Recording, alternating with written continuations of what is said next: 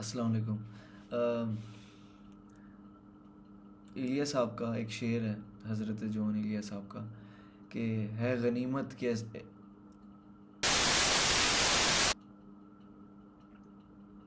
अस्सलाम वालेकुम। मेरा नाम अब्दुल मनान है और मैं एक फ़िल्म मेकर हूँ। अस्सलाम वालेकुम।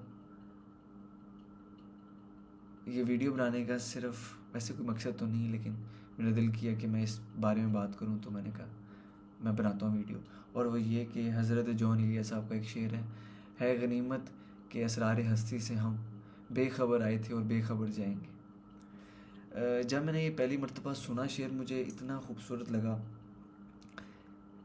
और मैंने इसको समझने की कोशिश की कि कितना ये इसके कितने डिफरेंट मायने निकल सकते हैं इस शेर के। कि सबसे पहले तो जो फर्स्ट है उसकी लाइन, कि ये गनीमत है, मतलब कि इज़ इट अ ब्लेसिंग, कि जो सीक्रेट्स ऑफ लाइफ हैं, असरार हस्ती से हम, ये जो सीक्रेट्स ऑफ लाइफ हैं, इनको हम बेखबर आए थे और बेखबर चल जाएंगे। इनको जाने बगैर हम आए थे और जाने बगैर चल जाएंगे। जैसे कि बच्चा पैदा होता है, उसका सबसे पहला सवाल यही होता है, मतलब कि वो सवाल करता है, ये मैं इस दुनिया में क्यों आया हूँ, ये आसमान नीला क्यों है, ग्रेविटी क्यों है, ठीक है, हम नीचे से ऊपर, हम नीचे तो रहते हैं, हम ऊपर क्यों नहीं रहते हैं, मैं क्यों आया, कैसे आया। और ये सारे सवालात वो लेकर आता है, और वो ये सवालात लेके चले भी जाता है। तो इलिया साहब सबसे पहले इंसान की एग्जिस्टेंस को क्वेश्चन कर रहे हैं कि क्या इंसान ये ब्लेसिंग समझे, हम वो क्वेश्चन कर रहे हैं, वो कोई स्टेटमेंट नहीं दे रहे हैं कि क्या ये एक क्या नाम है, ब्लेसिंग है, ये ब्लेसिंग इन डिस्गाइज है, कि हम ये सारे सीक्रेट्स ऑफ लाइफ को जाने बगैर आते भी हैं और जाने बगैर चले भी जाते हैं। कुछ फ्रेगमेंट्स जो हमें लगते हैं कि हम सामने समझ लिया है, वो हम लेके चले जाते हैं। वो पता भी नहीं होता कि वो, क्योंकि वो एक सब्जेक्टिविटी के ज़ुमरे में आता है, कि वो सब्जेक्टिव एक्सपीरियंस होता है, एंड हम उसके ज़ुमरे में देख लेते हैं कि मैंने ये चीज़ एक्सपीरियंस की, और मैंने कहा कि हाँ ये ऐसा होता है, शायद वो ऐसा ना होता हो। तो मैं ये वीडियो बनाने का मकसद सबसे पहले था कि मैं हाइडेगर, एक जर्मन फ़िलोसोफर हैं, उनको पढ़ रहा था। तो उन्होंने कहा कि अगर आपने इस दुनिया को समझना है ना, तो प्लीज़ इसको पोइट्री में समझें, इसको शायर की ज़ुबान में समझें, इसको शायरी में समझें। तो मुझे लगा कि क्या मतलब कि मुझे समझ नहीं आई इस चीज़ की, क्योंकि बचपन से हम जिस खित्ते का मैं हूँ, मतलब कि I belong to Punjabi family. So एक वैसे ही ना हमें मैं मतलब जनरल ओपिनियन बता रहा हूँ, ऐसा हो सकता है कि शायद ये मेरा एक्सपीरियंस हो, कि हम सबको ये बताया जाता है शेर व शायरी तो सिर्फ महबूब और आशिक एंड इस तरह की पे ही होती है, उसके होंठ, उसके वो गुलाब, वो होंठ, वो महबूब, एंड उसकी यर्निंग एंड उसकी बिलोंगिंग पे होती है। इन शायरी तो इसके आगे जाती नहीं। लेकिन हाइडेगर कहता है कि असल जो सवालात होते थे ना, असल मेटाफिज़िकल क्वेश्चन जो अराइज होते थे प्री सोक्रेटिक टाइम्स में भी, वो पोइट्री में होते थे, वो प्रोज में नहीं होते थे।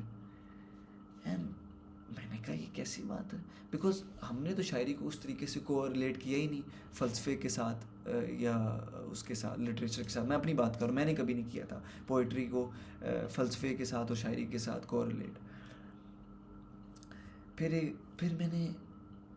फिर मैंने ये शेर जब सुना कि है गनीमत के असरार हस्ती से हम बेखबर आए थे बेखबर जाएंगे, अब इसकी इतनी इंटरप्रिटेशन निकल सकती है, एंड वो इतना एग्जिस्टेंशियल ये शेर है कि बेखबर आए थे बेखबर चल जाएंगे। मतलब कि क्या ये इंसानी दिमाग की लिमिटेशन है? क्या इंसानी दिमाग इतना ही फाइनाइट है कि इतनी वो बाउंड्री में कैद है कि वो समझ नहीं सकता?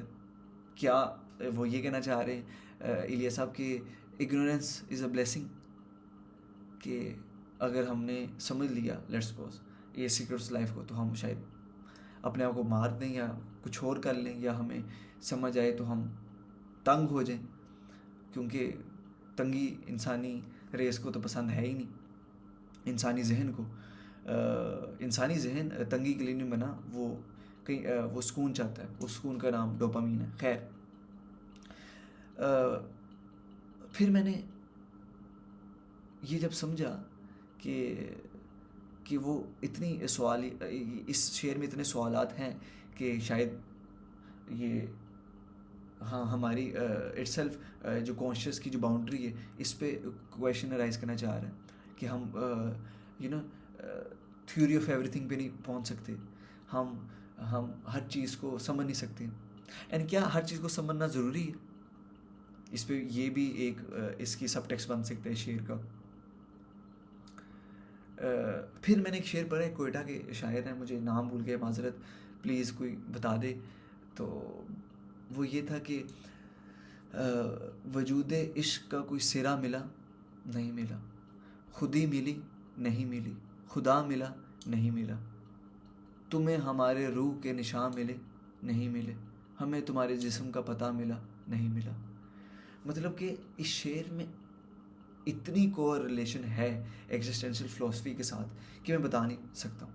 एंड हमें सिर्फ बताया जाता है कि शायरी तो बस ये तो बस एवें, अब तो वैसे भी पढ़ने पढ़ाने का शौक़ ख़त्म हो गया है, वो कहीं और चल जाएगी बात। खैर, तो मतलब कि वजूद इश्क का कोई सिरा मिला, वजूद इश्क का, एग्जिस्टेंस ऑफ लव का कोई सिरा, मतलब कि कोई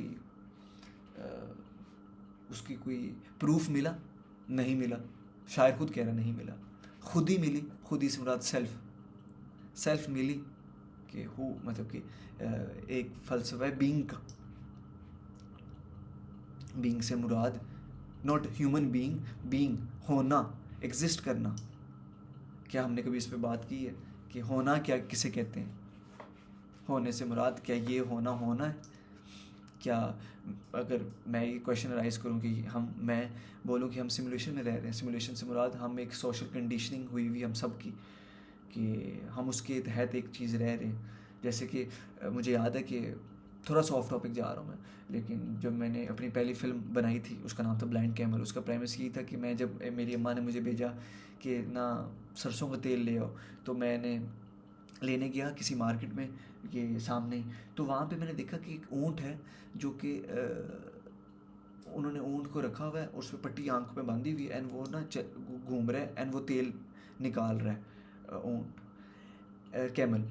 सो I saw him and I said कि यार बेचारा, कि उसको कितना ओप्रेस्ड किया गया है, डिप्रेस्ड किया गया, उसको आँख में पट्टी लगाई हुई है। आँख में पट्टी भी उसको लगाने का मकसद ये था कि वो बहुत ज़्यादा घूमते हैं, तो अगर आँख में पट्टी ना लगाई जाए तो वो vomiting and this kind of factor, dizziness वाला आता है, तो आँख में पट्टी लगाने से उनकी तबीयत सही रहती है।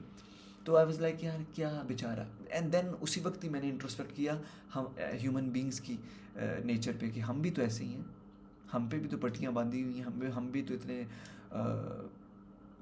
किसने बोला है, मतलब कि कभी ये सवाल आया आपके दिमाग में कि ये दुनिया जिस पे आने के कोई पैसे नहीं, ना जाने के पैसे हैं, फिर भी इस जगह पे रहने, इस धरती पे, इस दुनिया पे रहने के लिए हमें पैसे चाहिए, खाना लेने के लिए पैसे चाहिए, थिंग्स लाइक दैट।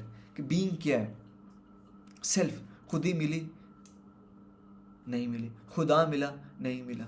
खुदा से मुराद द डिवाइन अथॉरिटी, मतलब कि one believes in it, one have faith in it, but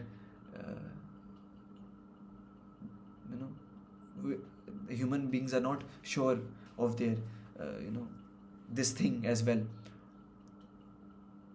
तुम्हें हमारे रूह के निशान मिले, स्पिरिचुअल सेल्फ की बात कर रहे, नहीं मिले, हमें तुम्हारे जिस्म का पता मिला नहीं मिला। यहाँ पे शायर, माजरत मुझे नाम भूल गया इनका, इतने सवालात क्रिएट करना चाह रहे हैं कि इंसान, विक्टर फ्रैंकलिन की जो किताब है मैन सर्चिंग फॉर मीनिंग, ये द होल शेर के जो प्रेमिस है वो द मिस्ट्री ऑफ मीनिंग पे, the man searching for meaning पे, जो इंसान पूरी ज़िंदगी मीनिंग तलाश करने पर लगा रहता है, उसको मिलता है नहीं मिलता है, सब्जेक्टिव मिलता है, सो कॉल्ड ऑब्जेक्टिव मिलता है, उस पर हम, मतलब कि वो तो एक अलग बहस है ना, ये अलग बात है ना, लेकिन पूरी ज़िंदगी वो लगा रहता है इस चीज़ के ऊपर कि कि उसको वो खुद ही को जानना चाहता है, खुदा को जानना चाहता है, वो मोहब्बत के कॉन्सेप्ट को जानना चाहता है। दे से ना, love is the only thing that transcends over time and space. So क्या है मोहब्बत का प्रूफ, क्या है, व्हाट्स द प्रूफ, उसका सिरा क्या है? तुम्हें हमारी रूह के निशान मिले एंड हमें तुम्हारे जिस्म का पता मिला, so called aesthetic which is present in woman body. इसकी कोई मेरा डेफिनेशन है? तो इस तरह की जब मैंने शेर, जब हाइडेगर को पढ़ा, कि जब उन्होंने बताया कि पोइट्री को समझ के ही आप असल फ़िलासफ़ी और असल सीक्रेट्स ऑफ लाइफ को जान सकते हो, तो मुझे बड़ा अच्छा लगा। जैसे इकबाल साहब कहते हैं ना, मौलाना इकबाल साहब, कि हर छुपी हुई चीज़ आया होना चाहती है। इतनी खूबसूरत बात मुझे लगी कि हर छुपी हुई चीज़ आया होना चाहती है। मतलब ग्रेविटी थी, वो ग्रेविटी न्यूटन ने आके दरियाफ्त की, लेकिन न्यूटन से पहले भी ग्रेविटी तो एग्जिस्ट करती थी ना। तो वो छुपी हुई चीज़ थी, आया होना चाहती थी, लेकिन हमें पता भी नहीं है ग्रेविटी इटसेल्फ क्या। हमें इतना पता है कि जब एप्पल नीचे जाता है तो वो जब नीचे जाने को ग्रेविटी कहते हैं, हमें पता नहीं इटसेल्फ ग्रेविटी कैसे, हमें ये भी नहीं पता कि बीइंग क्या। तो हमारा माइंड इतना लिमिटेड है, इटसेल्फ लिमिटेड हो के भी वो इतनी चीज़ें बताना चाहता है। सो फिर एक और शेर मुझे हज़रत जॉन इलिया साहब का इतना मज़ेदार लगता है कि एक ही हादसा है और वो ये कि बात नहीं कही गई, बात नहीं सुनी गई। 21वीं सदी के इतने बड़े पोस्ट मॉडर्निस्ट राइटर, पोइट आपके हज़रत जॉन इलिया, और लोग उनको इतना कैद कर लेते हैं, वो सिर्फ दुख दर्द है, सिर्फ शायरी और वो लड़की पे महबूब पे ही बातें करते हैं। लेकिन हम ये छोड़ देते हैं कि इतनी एग्जिस्टेंशियल फ़िलासफ़ी भी उन्होंने पे अनटैप की है। उन्होंने अपनी 2 लाइनों में उन्होंने अनटैप कर दी एग्जिस्टेंशियल फ़िलासफ़ी की चीज़ों को, क्वेश्चनियर्स को। एंड हमारे लोग कहते हैं कि जी वो शराब पीते थे, ये करते थे, वो कहते थे। मुझे लगता है हमारी कौम का सबसे बड़ा अलमिया ये है कि हमें कैद करना आता है हर बंदे को। हम फ्री नहीं करते, हम कैद कर देते, ये बंदे का तो ये फ़िक्स रोल है। लेकिन अगर देखें तो उनके फ़िक्स रोल नहीं थे। ऐसे इकबाल की शायरी देखें, हमने पता उनको कैद किया हुआ है। इकबाल साहब कहते हैं ना, जो आइंस्टाइन को नहीं पढ़ता वो उसको 21वीं सदी में दाखिल होना चाहिए। एंड हमने बस काम पर लपे आती पे उनको ख़त्म किया हुआ है। तो खैर बात कहीं और चल जाएगी अगेन। तो एक ही हादसा है और वो ये कि बात नहीं कही गई, बात नहीं सुनेगी। इसकी भी इतनी इंटरप्रिटेशन निकल सकती, बात नहीं कहेगी। It is better to be understood than to be loved. बात नहीं सुनी गई, कही नहीं गई। दो इंसानों के बीच में इतनी इमोशनल मिसमैच है, they are not compatible enough कि अगला बंदा बात नहीं रख सकता, और अगर रख दे बात नहीं सुनी गई। इसकी एक और इंटरप्रिटेशन निकल सकती है, class composition. There can be a Marxist interpretation as well, कि क्लास कॉम्पोजिशन से एक माली, एक चाय वाला एक सेनेटर से बात नहीं कर सकता, वो अपनी हक के बारे में लड़ नहीं सकता, वो अपनी बात नहीं सुना सकता। इस दुनिया में आए बेखबर आए थे, बेखबर जाएंगे, पता ही नहीं है। इतनी बड़ी दुनिया, इतनी बड़ी कायनात, और क्या बात करूं, किससे बात करूं, बात नहीं कहेगी। कहने के लिए एक और इंटरप्रिटेशन हो सकती है, language itself is a very weak medium to say what's inside in your heart, in your mind, in your आपकी जो थॉट्स हैं। क्रिटिक ऑन लैंग्वेज की जा सकती है, जो विटगेनस्टाइन ने भी की हुई है, कि इंसान क्या ही बात करे जब इटसेल्फ मीडियम इतना वीक है। और हाइडेगर ने बड़ी क्रिटिक की है प्लेटो एंड सोक्रेटिस पे भी, कि इंसान कि इन्होंने जो जो ट्रेडिशनल लैंग्वेज है हमें तो इसको ख़त्म कर देना चाहिए, बिकॉज वो इंसानी कॉन्शियसनेस को आगे लेके जा ही नहीं सकती है, बिकॉज उसमें इतने ज़्यादा वीक चीज़ें हैं।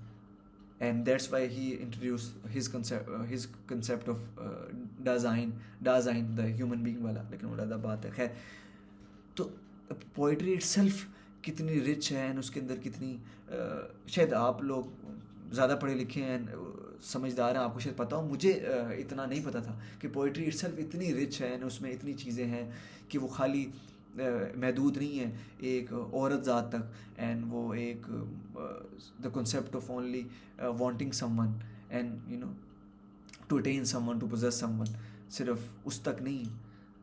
तो जब मैंने ये चीज़ें पढ़ी और इसको मैंने कोरिलेट किया इसके साथ, फ़िलासफ़ी एंड एग्जिस्टेंशियल लिटरेचर के साथ, तो इतनी ज़्यादा चीज़ें आपको समझ में आती हैं कि हम कैद तो कर लेते हैं, लेकिन हमें नहीं पता होता कि इन लोगों ने जो लिखी हैं बातें, इनके बड़े बड़े इनके पीछे सब टेक्स्ट होता है। सो आई डोंट नो क्या मेन मकसद क्या था मेरा वीडियो बनाने का, मगर शायद बात नहीं सुनेगी, लेकिन शायद बात सुनी गई हो, लेकिन आई थिंक कि poetry itself is a very great medium to to to conceal the world, to explore the world, to manifest the world, to unlock the maze, unlock the hidden motives of this universe। मुझे लगता है poetry में इतनी power है, and बस यही था। Thank you so much.